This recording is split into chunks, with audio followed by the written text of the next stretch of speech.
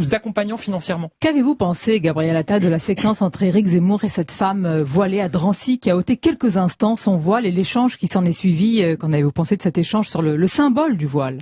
Sonia Mabrouk, moi j'ai pas envie de participer à cette espèce de Truman Show politique où on aurait vocation les uns et les autres à devenir... Ça s'appelle pas une campagne?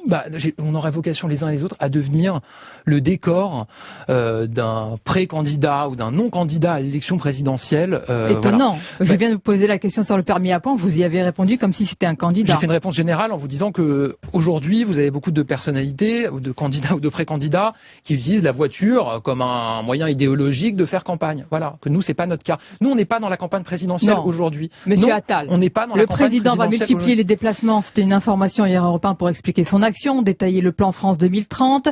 C'est un président candidat. Vous savez combien de déplacements il a fait depuis le début du quinquennat? J'avoue que je les ai pas tous comptés. 643. Et donc? Il y a eu 643 déplacements du président de la République depuis 2017. Des chèques qui se ramassent à l'appel. Des petits réacteurs qui poussent comme des champignons. N'a pas attendu aujourd'hui pour se déplacer sur le terrain, aller à la rencontre des Français. Et je peux vous dire, c'est même bien qu'il aille à la rencontre des Français. Mais en quoi Il faut se souvenir, dans les derniers présidents de la République, à la fin de leur mandat, ils allaient plus trop sur le terrain. Parfois, ils pouvaient même pas y aller parce que ça réagissait trop sur le terrain. La question est celle de la sincérité. Oui, c'est un président candidat à quelques mois d'une présidentielle. Je vais vous dire, Sonia Mabrouk, le jour où Emmanuel Macron est candidat, s'il est candidat, et le jour où on sera en campagne, je peux vous dire que ça s'entendra et ça se verra.